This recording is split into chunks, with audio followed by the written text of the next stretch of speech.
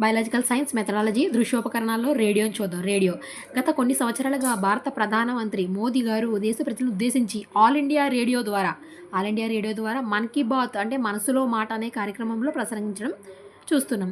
ఈ రేడియో ప్రసారం ద్వారా పరిపాలన సంబంధిత విషయాలు, ఆలోచనలు దేశ పౌరులతో పంచుకోవడం జరుగుతుంది.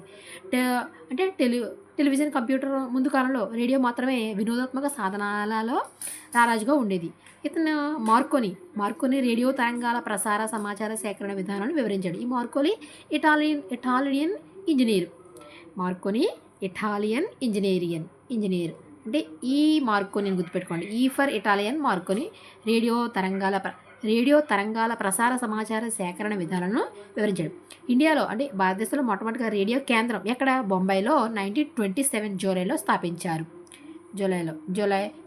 జూలై రేడియో విన్న వాళ్ళు జూలైగా తిరుగుతారని గుర్తుపెట్టుకోండి.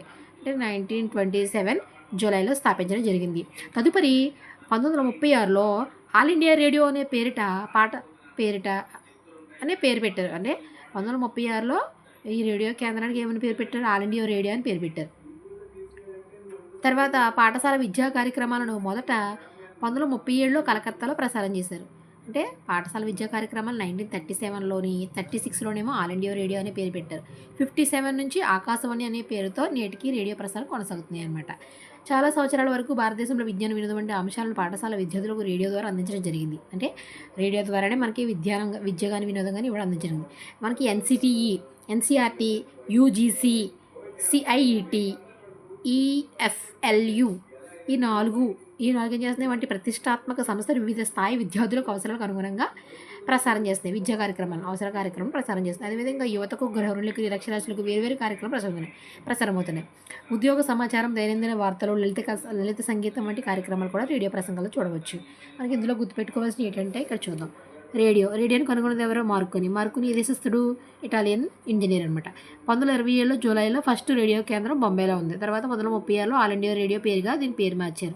1937లో పాఠశాల విద్యా కార్యక్రమాలు ఫస్ట్ కోల్కత్తాలో స్టార్ట్ అయింది, బొంబాయి. 1957లో ఆకాశవాణి పేరుతో ఇది చేయడం జరిగింది. మనకి ఇది సంస్థలు ఏంటంటే సంస్థలు 4 ఉన్నాయి. ఏంటి?